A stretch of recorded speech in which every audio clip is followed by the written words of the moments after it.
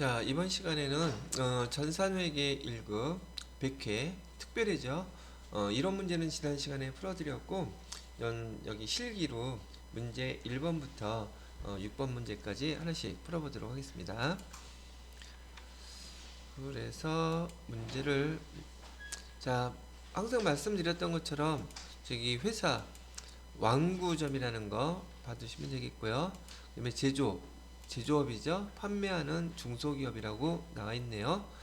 금천왕구. 우리 회사인지도 모르고 헤매면 안 되겠죠. 자, 좀 실기를 하려면 아까처럼 여기 다운받은 기출문제 여기 설치를 시작해야 되겠죠. 더블 클릭하시고요. 수험 번호는 2121 쓰시고요. 그다음에 일자 3개 1112 그러면 딱 내려가죠. 그다음에 이름 쓰시면 돼요. 그다음에 설치 누르시고요. 문제는 A유형. 감독관 코드 번호는요 1011 1011번입니다. 그 다음에 로그인 하시면 되겠고요. 자, 그러면 화면 나타났죠? 자, 그 다음에 해당되는 문제 보면서 입력해 볼게요. 문제 1번이에요. 다음은 기초정보관리 및 전기분 재무제표에 대한 자료다. 요구사항이 답하라고 10점 나와 있고요. 1번 문제 보니까 거래처 등록하라죠. 이거 은행, 금융기관 거래처네요. 아까처럼 보고 그대로 입력하시면 되겠죠.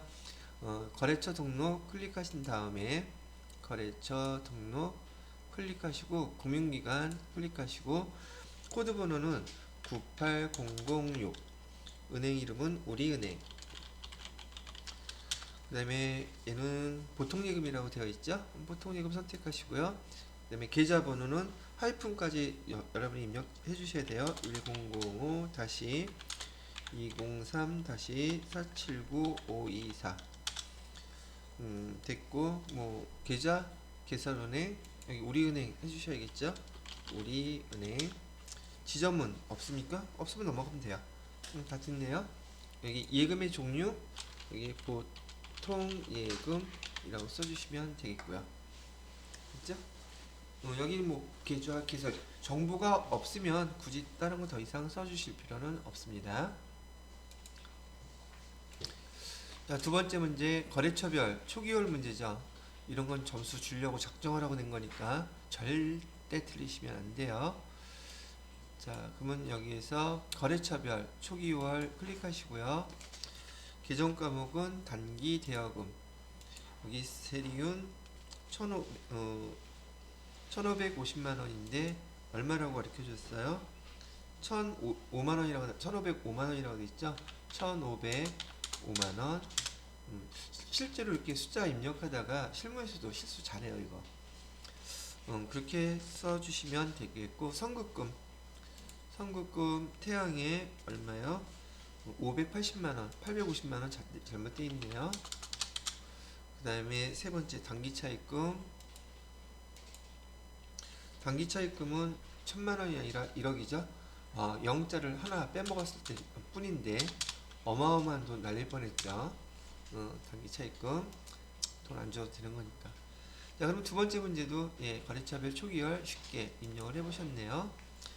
그 다음에 세 번째 문제를 보게 되면 지금 정기분 재무상태표에서 다음과 같은 오류 확인했다. 관련된 정기분 재무제표 다 수정하라 그러죠. 이거 우리가 연습했던 문제예요. 자, 여기서 보니까 상품의 실제 상품만 나와 있죠. 상품은 지금 여기 다행히 지금 여러분 어저께 연습하셨던 제품이나 원재료가 아니라 상품은 손익계산서만 반영하면 되기 때문에 일단 재무상태표에서 여기 상품의 기말재고액 수정해줘야 되겠죠. 800만원인데 지금 900만원으로 입력되어 있다고 하니까 확인해 보자고요. 정기분 재무상태표에서 상품의 기말재고액 여기 나와 있죠. 얘를 얼마로 바꿔주라는 얘기? 800만원으로 바꿔주라는 얘기죠. 그럼 여기 100만원 차익이 떴잖아요. 상품은 지금 제조원가 명세서에 들어가는 게 아니라 손익계산서에만 들어간단 말이죠. 그래서 얘 바꿔놓고서는 손익계산서 클릭해 보셔서요. 그러면 정기분 재무상태표에서 변경된 값이 적용되었습니다. 나오죠? 확인 누르시면 되고요. 여기 매출원가가 두 개가 나와 있어요. 제품하고 상품. 그죠? 여기 상품 매출원가 클릭해 보세요. 밑에 기말 상품 재고에 바뀌어 있죠. 800만 원으로. 근데 여기서는 여러분이 뭐 입력하거나 그런 뜻이 아니에요. 여러분 좀 익숙해지시면 그냥 얘 조회만 하면 돼요. 그 다음에 여기 손익계산서에 당기순이익이 바뀌어 있겠죠. 이것도 지금 모르겠어요. 넘어가도 괜찮아요. 57750 나와 있죠. 당기순이익이 어디로 간다 그랬어요? 잉여금 처분계산서로 간다 그랬죠. 그래서 밑에 잉여금 처분계산서 누르셔서 당기순이익 100만원 차이 나 있죠. 어떻게 알아요? 블록이 있죠. 블록이 눌러서 바꿔보세요. 5,775만원으로 바뀌었죠. 오케이? 자, 그런 다음에 여기 미처분 이익 잉여금하고 재무상태표에 2월 이익 잉여금하고 똑같아야 된다 그랬죠. 7, 8, 2, 8로 써놓으시고 재무상태표에 가서 여기 2월 이익 잉여금은 7, 9로 되어 있잖아요. 7, 8, 2, 8호로 바꿔줘야 되죠. 7, 8, 2, 8호, 000 이렇게 하면 100만원은 차익 딱 없어지죠. 이렇게 하면 끝. 어저께 연습했던 거 한번 해봤죠? 자, 그래서 여기 세 번째 우리 연습했던 거 한번 실제로 한번 해보셨고요. 시험 문제로 나오니까 어때요? 해볼만 하겠죠? 근데 연습은 꼭 돼 있으셔야지 돼요. 그래서 기출문제 많이 풀어보셔야 되고. 자, 여기 문제 2번은 일반 전표 입력 메뉴 추가라는 얘기죠. 일반 전표 입력 보죠. 7월 1일 대동에 지급할 외상매입금 2천만원 중에서 70%는 3개월 만기 어음을 발행해서 지급하고 나머지는 면제받았다. 이거는 무슨 뜻이냐면 우선 외상매입금 지금 갚는 거잖아요. 그럼 차변에는 외상매입금 써주시고요. 2천만원 외상매입금 거래처 대동 써주셔야 된다는 거 잊지 마시고요. 그 다음에 대변에다가는 지금 70%면 1,400만원만 갚은 거죠. 그죠? 근데 뭘로 지급했대요? 약소금. 그러면 우린 계정 뭐라고 써야 돼요? 그렇지. 지급 어음 써주시고 거래처 또 똑같이 써주셔야 되겠죠? 그 다음에 나머지 얼마를 면제받았대요? 600만원 면제받은 거죠. 그럼 이 면제받았을 때 계정 뭐라고 쓰는지 아는지 물어본 거죠? 채무 면제 2 이렇게 해서 600만원 이렇게 써주시면 첫 번째 문제는 끝이 납니다. 되셨죠?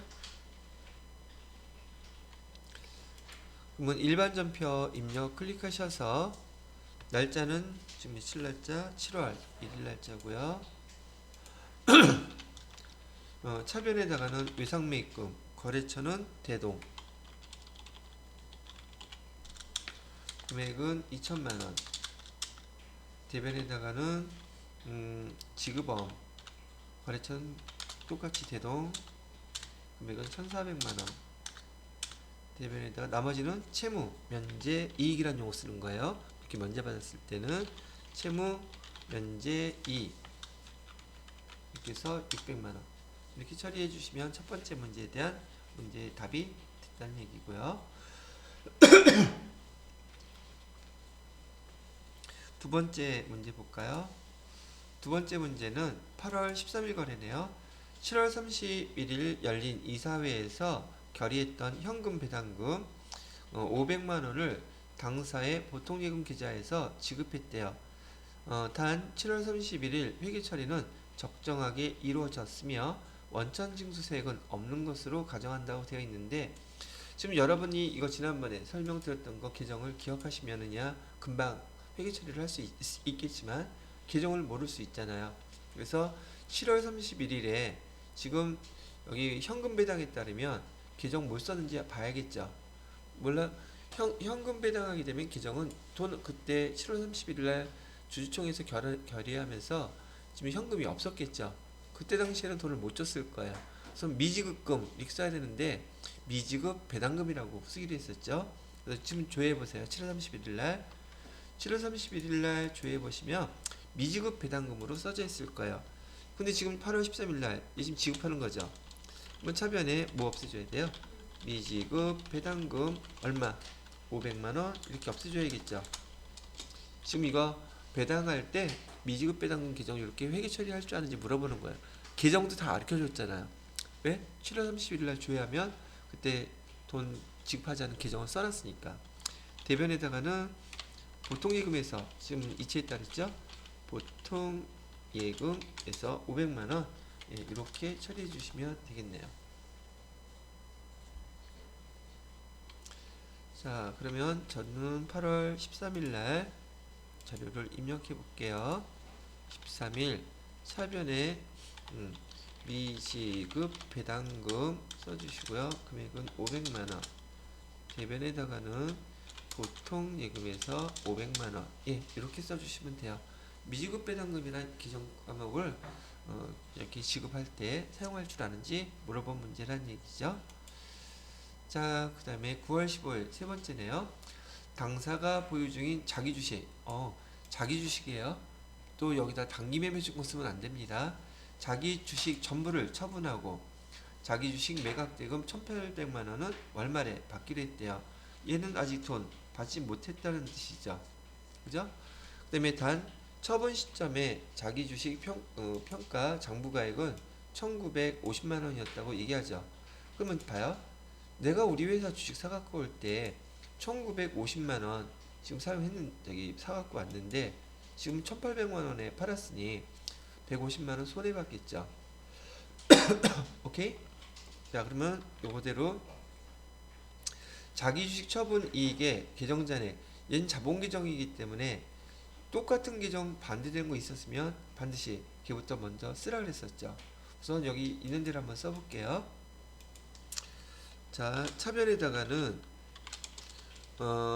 아직 돈 못 받았죠. 미수금 써야 될 것이고 금액은 1,800만 원 이렇게 써야 되죠. 그 다음에 대변에다가는요, 자기 주식 팔았다면서요. 자기 주식은 없어졌겠죠. 얼마치가? 1,950만 원어치가 없어졌어요. 그러면 150만 원 손해죠. 손해인데 자기 주식 처분 이익이 지금 100만 원 있었다죠. 얘부터 먼저 뺏어서 없애라고 했던 거 기억나시죠? 근데 여기 차변에다가 뭐라고 써야 돼요? 자기 주식 처분 이익 100만 원 먼저 이렇게 없애주고, 그래도 돈 모자르죠. 나머지 금액은 자기 주식 처분 손실론전 처리해야 되겠죠. 얼마만? 50만 원만. 시험 문제가 이렇게 나와요. 자본 계정에서 제가 예를 들어 설명드렸던 것들을 바로 이렇게 처리한다. 기억하시면 되겠네요. 됐어요? 자, 그러면 요거 그대로 여기 전표에다가 입력을 해보도록 하겠습니다. 날짜는 9월 15일 날짜로 하시고요. 차변에다가는 미수금 써주시면 되겠고 1,800. 그 다음에 차변에다가 자기 주식 처분 이익부터 없애줘야 되죠. 100만원. 그 다음에 자기 주식 처분 손실 모자라는 거 50만원 처리해주고, 내가 갖고 있던 자기 주식 1,950만원은 팔았다. 됐죠? 자본 계정 어떻게 처리하는지 이해가 되시죠? 문제에서 이렇게 나와요. 근데 자본 계정은 처리하는 방법이 다 똑같다고 했었고요. 보편적으로는 매도 가능 증권이 많이 나와요. 제일 이래저래. 근데 여기 자기 주식 처분하는 것도 간혹 자본 계정이긴 하지만 원리는 똑같다는 걸로 한번 설명을 다시 해드린 거고요. 그 다음에 9월 24일 단기 투자 목적으로 전년도인 2020년 8월에 취득했던 단기 매매증권 취득가액이 2,500만원. 근데 2020년도 말에 공정가치가 2,600만원 이라고 되어 있죠. 그죠? 그러면 얘는 2020년도에 산 거지만 제가 보유하고 있으면서 연말에 평가를 하게 되면 우리가 갖고 있는 단기 매매증권은 2020년 12월 31일에 갖고 있는 게 우리 주식값이라 했었죠. 우리의 주식값은 얼마짜리 지금 현재 갖고 있는 거예요? 2,600만원짜리 갖고 있는 거죠. 근데 얘를 갖다가 얼마에 팔았대요? 2,450만원에 처분했대죠. 그러면 여기도 마찬가지로 150만원 손해보겠죠. 그죠? 그렇다면 얘를 분기할 때는 어떻게 분기하겠어요? 우선 차변에 대변부터 먼저 할까요? 왜냐면 대변에 파란 게 확실하니까 대변에 단기 매매 증권 써야겠죠. 왜요? 여기 단기 투자 목적이라고 되어 있으니 타회사의 주식인 경우 단기 매매 증권 이렇게 쓴다고 했었던 것이고, 얘가 2,600만원짜리. 그 다음에 우리가 받은 돈은 얼마예요? 보통 예금 계좌로 이체됐다 그랬죠? 그럼 보통 예금으로 얼마가 들어왔을까요? 2,450만원은 받았겠네요. 그리고 지금 얘 손해보고 있죠? 그러면 단기 매매 증권 처분 손실해서 150만원 이렇게 써주시면 되겠죠. 거의 우리 배웠던 것들 이제 실제로 문제에서 많이 연습하시죠. 물론 여러분들이 문제 공부하시면서 풀어봤다면 더 익숙하실 경우 것이고, 아니더라도 다음 주 일주일 내내 풀 거예요.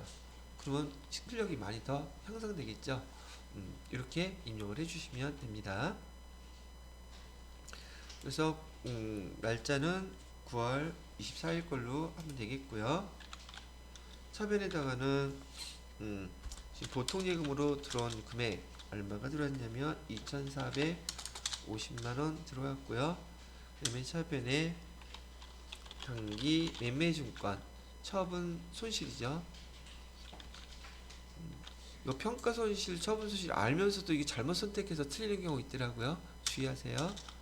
여기 150만원. 그다음에 대변에다가는 단기 매매증권 우리 갖고 있었던 거 2,600만원 이렇게 처분했다고 쓰시면 되겠네요.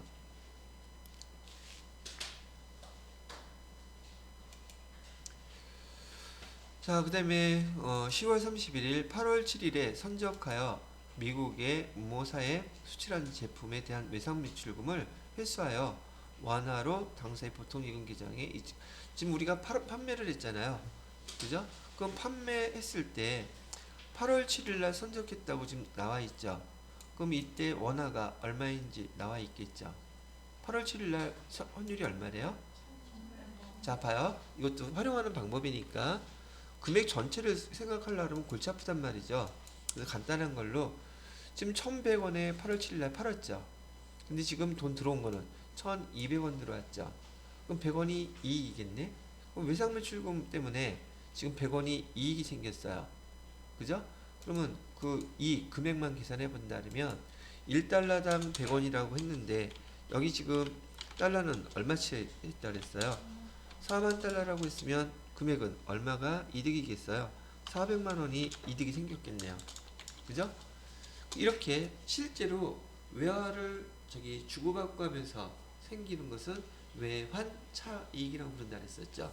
계정은 얘가 외환차익이라고 써야 될까요? 외환차익 됐어요? 분기 한번 해볼게요. 지금 여기 돈 받은 것부터 쓴다고 치면 차변에 보통 예금 계좌에 입금됐다 그랬죠. 보통 예금에 지금 받은 금액은 환율이 1,200원 곱하기 4만 달러 하면 되겠죠.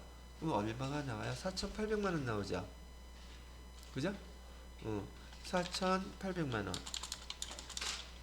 근데 우리가 외상매출금은 얼마라고 해놨었어요? 외상매출금은 1,100원이었으니까 4,400만 원이었었겠죠. 이렇게. 그리고 얼마가 차이 났어요? 400만 원 차이 나는데 얘는 환율 때문에 차이 난 거죠.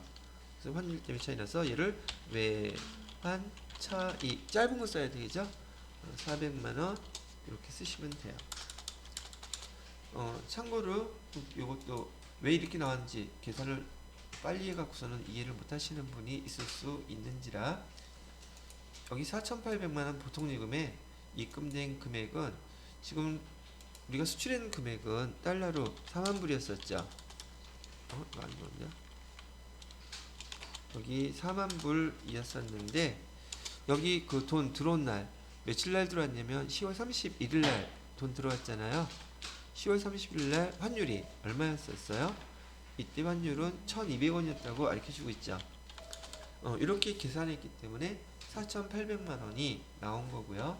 그다음에 8월 7일 날 선적했다는 거, 선적했을 때 환율, 선적일 날 환율은 1,100원이었었어요. 여기도 달러는 여기 4만 달러는 변하지 않아요.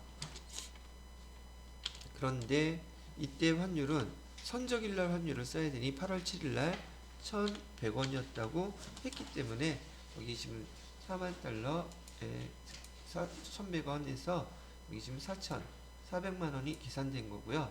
마지막으로 여기 외환 차익은 지금 환율이 선적했을 때 우리가 받을 거는 달러당 1,100원이었었죠. 100원이었었는데 지금 이 환율이 얼마로 좀 차이가 생겼어요. 우리가 받을 때는 1,200원이었었잖아요. 차익이 얼마가 생겨요? 100원이 생기죠. 그래서 이 100원 곱하기 4만 달러 이렇게 하게 되면 여기 400만 원 계산된 걸로 제가 이렇게 계산을 한 것이랍니다. 이렇게. 자, 그러면 그대로 입력해 주시면 되겠죠? 보통 예금부터 시작해서요. 그래서 날짜는 얘가 며칠 날짜냐면 10월 31일 날짜. 차변에 보통 예금으로 들어온 거는 4,800만 원 들어왔고요. 그다음에 대변에다가는 우리 외상 매출금 거래처는 코코 여기에서 4,400만 원 받을 게 있었는데 여기 외환 차익 되겠죠? 외환 차익으로 400만 원 이렇게 처리해 주시는 거라고 얘기해 드리는 거예요. 자, 그다음에 6번 문제네요. 11월 31일 전기에 대손 처리한 외상 매출금 중 100만 원 현금으로 처리했다 그러죠. 여기 지난번에 대손 제가 요거 해주면서 전년도에 대손 처리를 했는데 그 외상 매출금 없어졌겠죠. 어라 돈 들어왔네. 그러면 일단은 여기 현금으로 회수했다고 하니 차변에 현금은 무조건 나와야 되겠죠. 차변에 현금은 100만 원이 무조건 들어와 있다는 뜻이고, 대변에 전기에 대손 처리했는데 외상 매출금이 회수가 되면 제가 무조건 대손 충당금 쓰세요 그랬었죠. 그리고 올해 대손 충당금에 반영해서 쓰시면 되는 거예요. 그래서 얘는 대손 충당금이라고 해서 여기 100만 원 이렇게 쓰시면 돼요. 근데 얘는 차변이 현금이니 그냥 입금으로 처리해도 되겠죠. 그래서 날짜는 며칠 날짜 11월 30일 날짜로 해주시면 되겠고, 입금 전표로 해가지고 대손 충당금 에서 900에서 100만원 이렇게 처리해 주시면 되겠습니다. 자, 이렇게 6문제 해갖고 일반 전표 입력 문제 총 18점 이렇게 주어진 거 보셨고요. 자, 그 다음에 우리가 연습을 회계 1급에서 해야 되는 메인 매출 전표 입력이 나와 있어요. 자, 날짜를 보시게 되면 7월 3일부터 하면 되겠죠.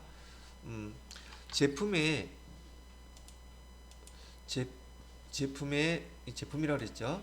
인가공 계약에 의해서 가공을 의뢰하였던 제품을 우진상사로부터 납품받고 전자세금계산서 수취 받았다 그러죠. 외주가공비 300만원 부가가치세 별도해서 전에 현금으로 결제를 해줬대요. 자, 그러면 얘는 매출이에요? 매입이에요? 매입이죠? 불공사항 해당되는 거 있어요? 없어요? 없죠? 증빙서류 뭐예요? 전자세금계산서. 그럼 부가세 유형 선택부터 해야 되죠. 부가세 유형은 몇 번이 되겠어요? 51번 과세로 선택해 우선 입력을 해야 되겠죠. 그죠? 공급가액은요 300만원, 부가세는 30만원 되겠죠. 오케이? 회계 처리할 때 얘 외주가 공비라고 처리하는 거예요. 계정 과목도 똑같습니다. 근데 500일까 800일까? 외주가 공비는요 공장에서 벌어지는 일이기 때문에 800번대가 없어요. 그래서 500번대 외주가공, 임가공 계약 이런 때 나오는 그 비용 처리할 때 비용 계정의 이름은 뭐라고 쓴다? 외주 가공비라고 쓰시면 돼요. 오케이? 자, 그러면 7월 3일날 거래 한번 입력해 볼까요? 7월 3일날 매입 매출전표 입력해야 되죠. 우리가 매입 매출전표 클릭하시고요. 7월 3일 날짜로, 자, 우리 지금 매입했으니까 세금계산서니까 51번 이렇게 해야 되겠죠. 거기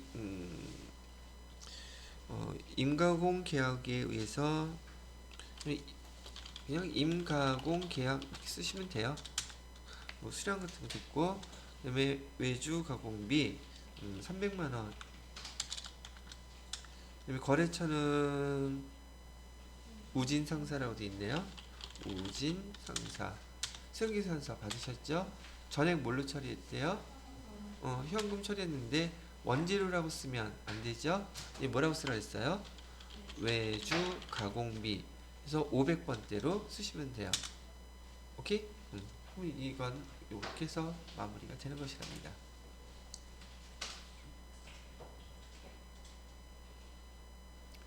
자, 됐고요. 그 다음에 2번 문제 볼게요. 8월 5일에 미국에 소재한 GNW 직수출. 직수출 나왔죠? 이제 부가세 유형 코드 번호는 16번 쓰면 되겠다.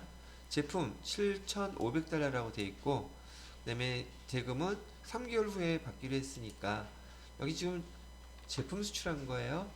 그러면 여기는 외상 매출금이 돼야 되겠죠? 제품 매출한 거고, 대금은 3개월 후에 받기로 했으니까 외상 매출금 하면 되고, 선적일 요날 환율 써야 되죠. 1,100원이래요. 아까 제가 알려 드렸죠? 단가 수량에다가 이거 두 개 넣으면 금액 나오고, 싹 어떻게 해라? 지워버리라. 그대로 입력해 주시면 되겠네요. 자, 그러면 8월 5일 날짜로 해주시고요. 8월 5일 부가세 이용은 16번 직수출이죠. 이따가 직수출에 해당되는 건 1번이에요. 여기 쓸 거 두 개밖에 없다 그랬어요. 품목은 거기 제품이라고 했으니까 제품 써주시고요. 그 다음에 환율을 따질 때 여기 7,500, 환율은 1,100 쓰면 공급가액 나오죠. 그리고 언제 그런 일이 있었냐는 듯이 싹 지워버리고요. 그다음에 거래처는 어디다 팔았대요? GW 여기다 팔았다고 그랬었고, 그 다음에 영세율 구분은 직수출은 1번, 수출신고는 없고, 분계는 외상이죠. 2번 누르게 되면 제품 매출에서 거래 처리가 딱 끝나죠.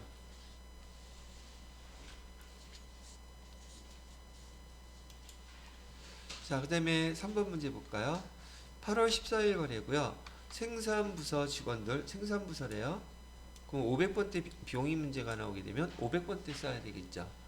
그 다음에 직원들의 간식용 흰우유 국민마트에서 38만 5천 원에 구입하고 대금은 전액 현금으로 결제했고, 여기 현금 영수증 요게 있어야지, 현금 영수증이란 증빙 서류가 있어야지 현과가 되는 거예요. 현금으로만 냈다 그러면 얘는 저기 일반 전표에다가 입력하시는 거고요. 이해되셨죠? 자, 그러면 이거 계정은 뭐라고 써야 되겠어요? 우선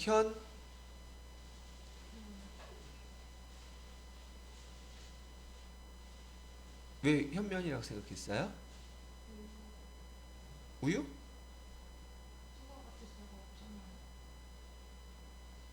그렇네. 그래서 현면. 왜? 잘 봤네. 여기 부가가치세 지금 공급가액만 있고 부가세는 없죠. 그럼 얘 지금 면세 품목이라는 걸 얘기하는 거죠.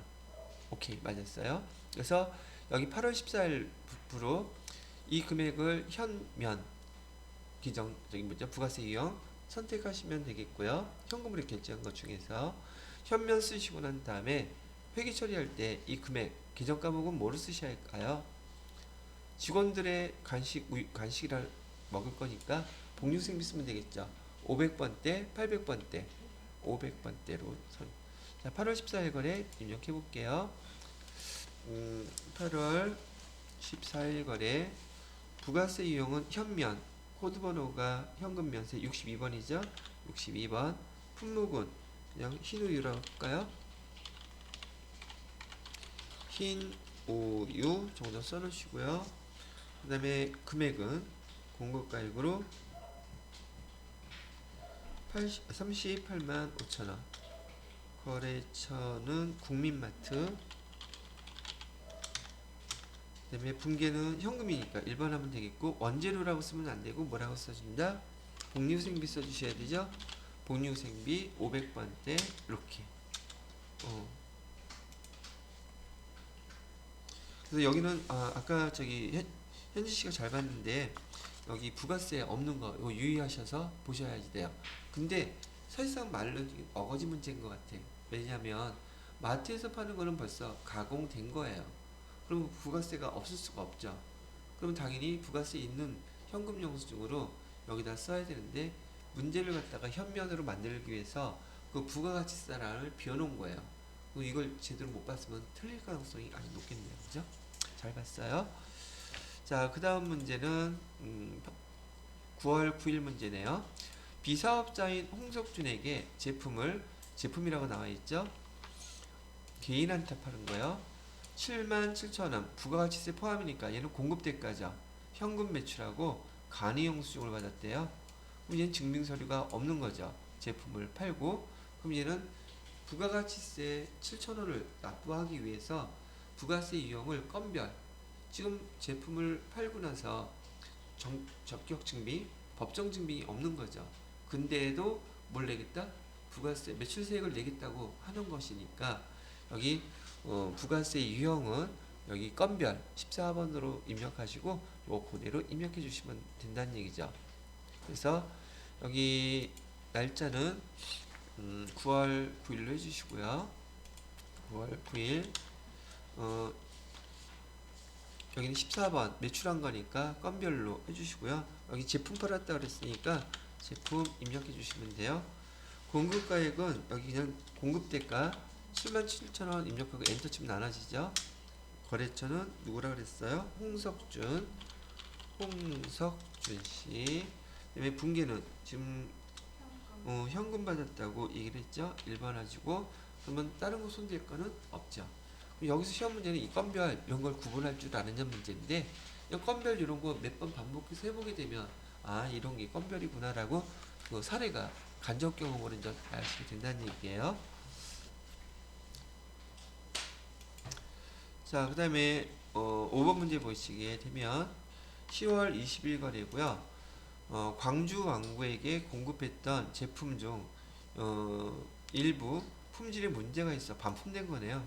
그죠? 다음과 같이 전자세금계산서 공급한 거죠. 회계 처리는 외상 매출금 계정과 상계 처리하기로 하고 분계는 마이너스를 표시한다. 이게 무슨 말이냐면요. 반품된 것이기는 한데 그냥 우리가 매출한 거하고 똑같이 그냥 입력만 하시라는 뜻이에요. 그럼 일단 증빙서류가 매출에서 여기 지금 전자세금계산서이니까 여기 부가세 유형은 몇 번으로 입력하라는 얘기예요. 11번 과세로 입력하시고 공급가액 세액만 여기 마이너스로 만들어 주시면 되는데 여기 지금 수량하고 그게 없죠. 단가가. 그러면 공급가액 란에다가 입력하실 때 마이너스 200만원 이렇게 입력하게 되면 이렇게 표시되겠죠. 그리고 외상으로 다 표시하게 되면 다 똑같이 회계 처리가 될 거예요.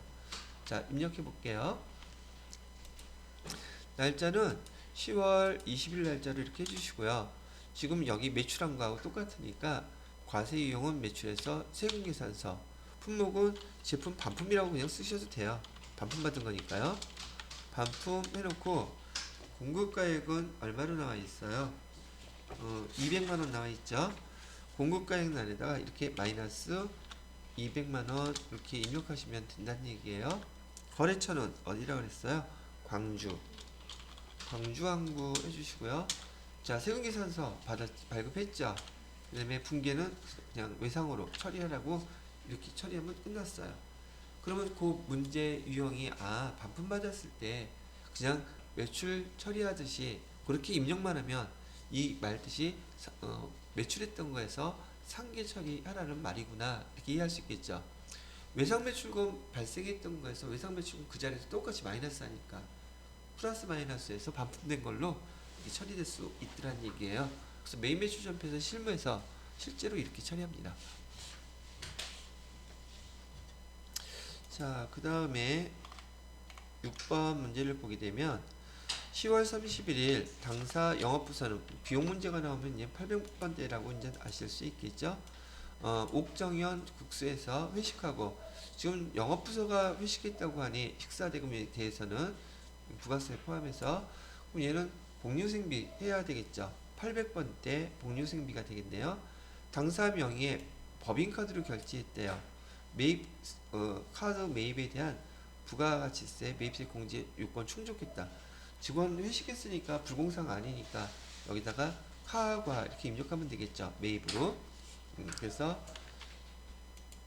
날짜는 10월 31일이고요. 부가세용은 57번 괄호하면 되겠죠. 그 다음에 영업부서 간단하게 회식하면 될 것 같고요. 정확히 뭐 영업부 회식해도 좋고 회식만 써도 상관은 없어요. 내용이 어떤 거라는 거 안다는 뜻이니까.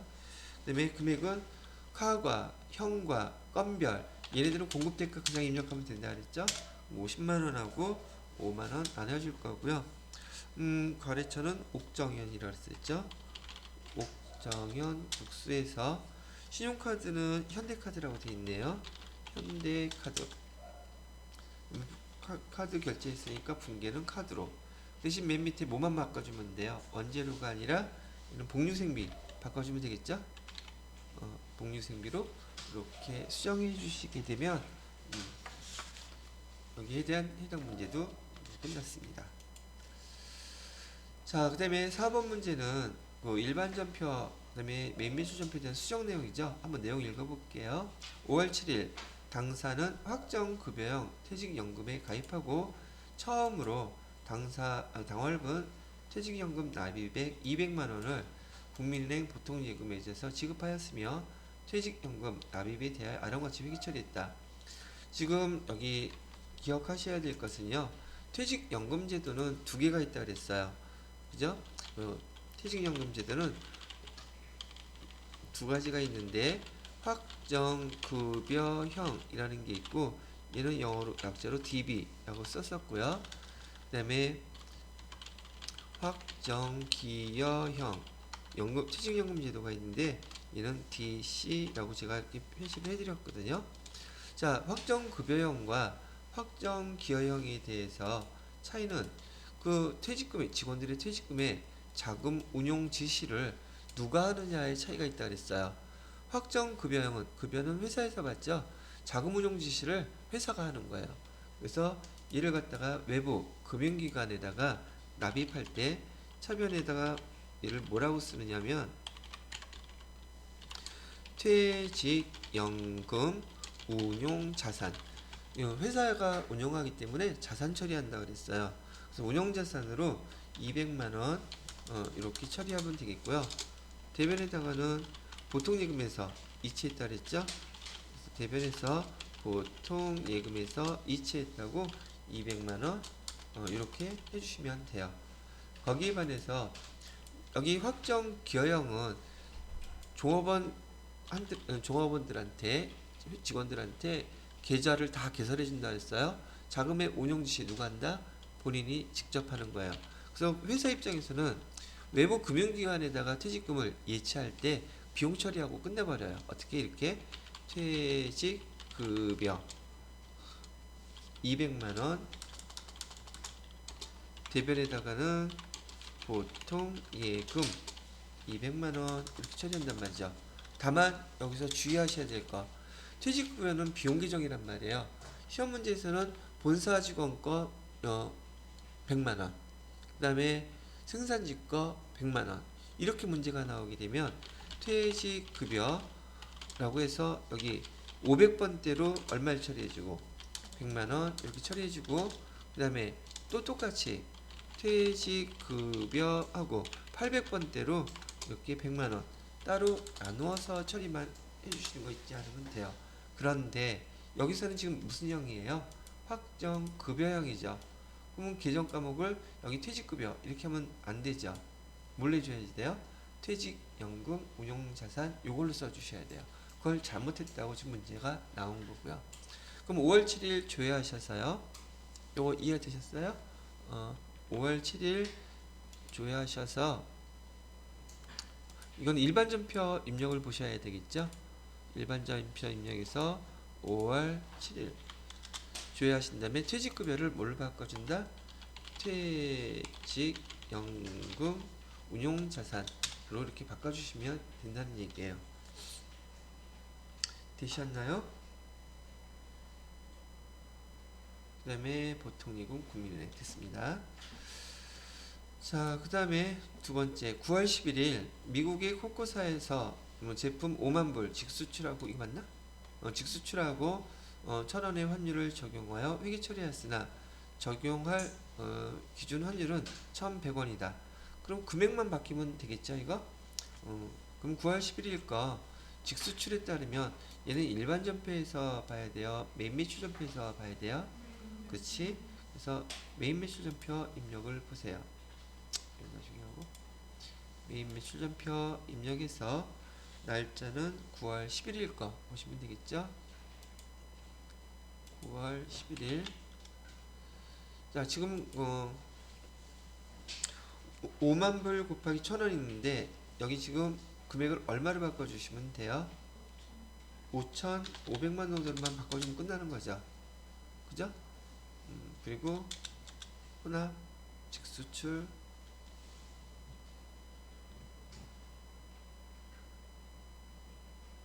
근데 왜 분기가 안 나오지? 아, 여기 있지. 제품 맞는지 확인해 보셔야 되죠. 예상 매출금 예, 이렇게만 수정해 주면 끝났네요. 의외로 간단했어요. 자, 그 다음에 다섯 번째 결산 정리 사항이네요. 결산 정리 사항은 다음과 같다. 2021년 12월 1일 동신상사와 임대차 계약 체결하고 당사 건물의 일부를 6개월간 임대했대요. 임대 기간은 12월 1일부터 5월 31일. 뭐 240만원 일시에 현금 받고 전액 부채로 처리했다. 요거 말하는 거. 요즘 문제가 좀 트렌드가 이렇게 물어보네요. 전액 부채로 처리했다면 임대료 돈 먼저 받은 거죠. 그러면 처음에 여기 날짜요. 연습 잘할 수 있게 위에다 써야 되겠다. 12월 1일 날 돈 미리 받았다는 얘기 하는 거죠. 그럼 여기 차변에 현금 받았잖아요. 현금 얼마 받았대요? 240만원 받았다 그러고, 원래는 우리가 배울 때는 여기 임대료 이렇게 쓰기로 했었잖아요. 근데 여기 지금 뭘로 쓰라 그랬어요? 부채기죠? 그럼 뭐예요?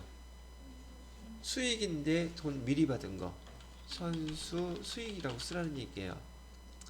그러면 여기 아까 자산처리법 반대되는 규정이죠, 이거는.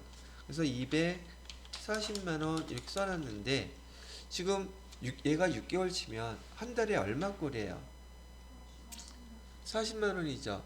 그러면 12월 31일 시점에서 우린 부채를 했는데 이전 사용한 기간이 한 달 지나갔으니까 부채는 한 달 치만큼 기간이 경과만큼 감소시키고, 그 다음에 감소된 만큼은 수익 처리해야 되겠죠.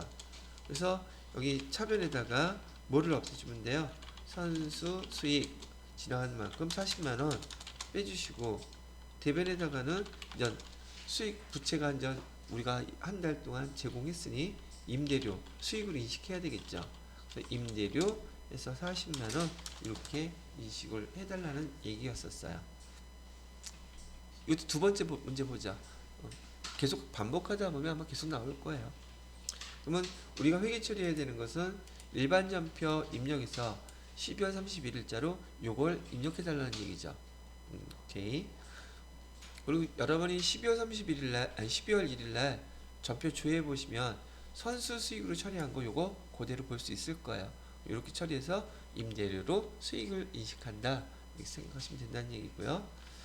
자, 그러면 일반 전표 입력해서 12월 31일 차변에 선수 수익 이만큼 없애주시고요. 금액은 40만원. 대변에다가는 임대료 임대료 900번대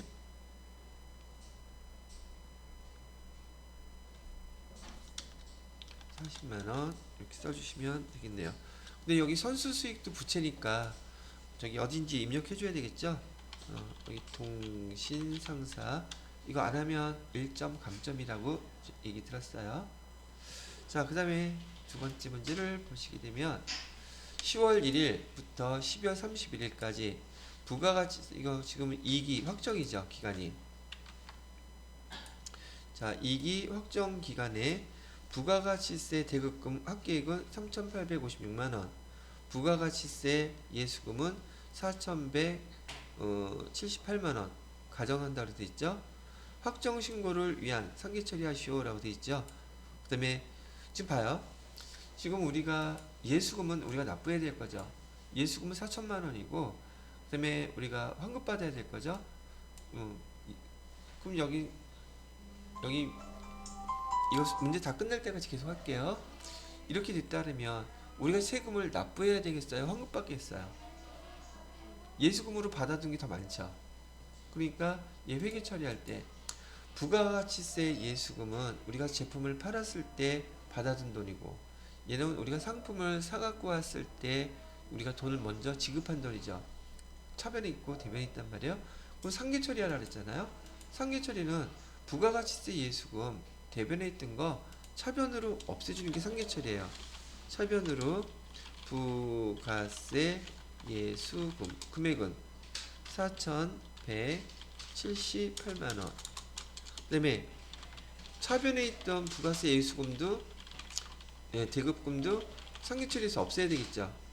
상기처리는 반대 규정으로 보낸다는 뜻이에요. 3,856만원 이렇게 되겠죠.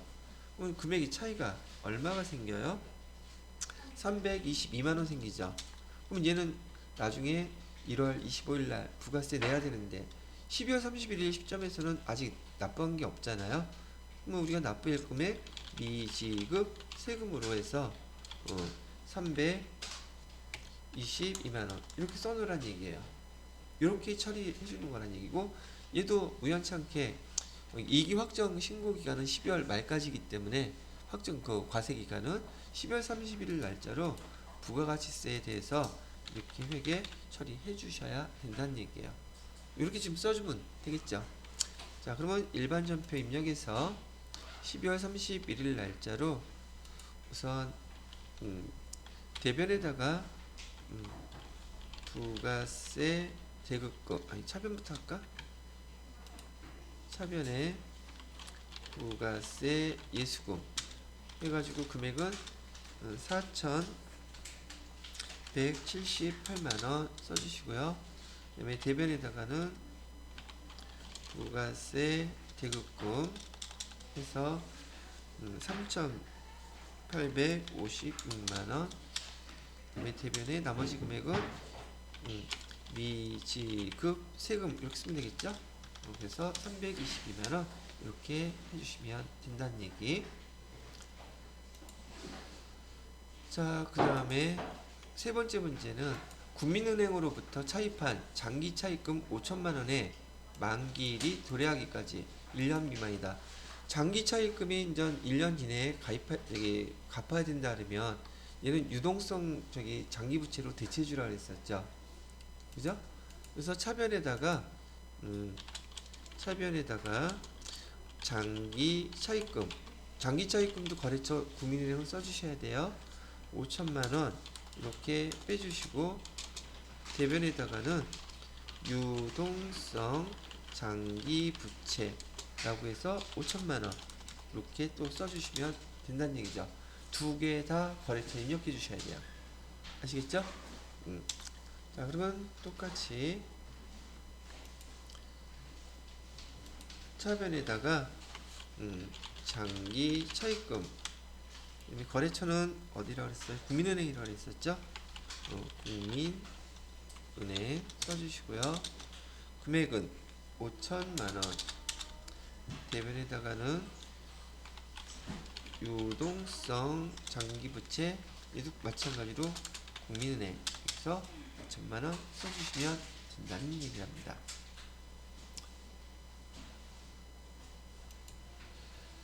자, 그 다음에 6번 문제는 주회 문제죠. 주회 문제는 2021년 1기 확정신고 4월 6일 중에서 매출 세금 계산서 매수가 가장 많은 거래처명, 그 다음에 매수 물어보고 있죠. 그러면 2021년 1기 확정신고에 대한 부가가치세 신고서를 보셔야겠죠. 부가가치세 신고서 클릭하시고요. 그다음에 일기확정이면 4월 1일부터 6월 30일까지. 아 근데 이거 보면 안되지. 지금 세금계산서 매수 물어봤잖아요. 세금계산서 합계표를 보셔야 되죠.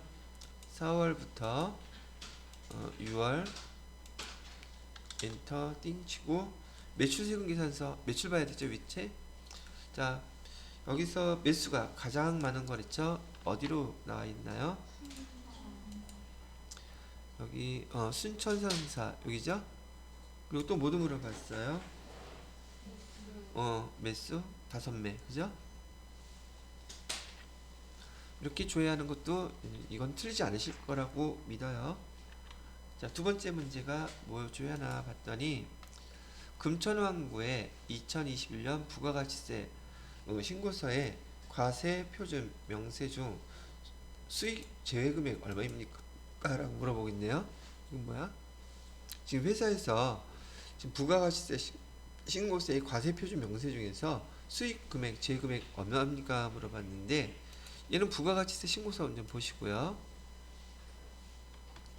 날짜는 일기 확정이라고 했으니까 4월 1일부터 6월 30일까지. 근데 여기서는 나타나는 게 없지만 위에 보시면 여기 과표명세라고 되어 있는 거 있죠. 과표명세 클릭해 보시면 지난번에 이거 한번 본 적 있었어요. 즉 계산서 발행한 거 수취한 거 요게 나타나는 거라고 했던 거 기억나시죠? 근데 여기 문제에서는 수익금액 제외 금액이 얼마냐고 이거 물어본 거예요. 수익금액 제외 물어봤죠. 오케이? 근데 요거 물어보는 질문은 처음 보잖아요. 요렇게 여기 찾으면 돼요. 근데 여러분이 여기서 과세 표준 명세 이 말을 못 알아들을 수도 있단 말이죠. 그럼 얘 눌러야지 이게 나온다는 거. 지금 이렇게 문제 갖고서는 계산서 발행했던 것도 어디서 찾는다? 과표 명세.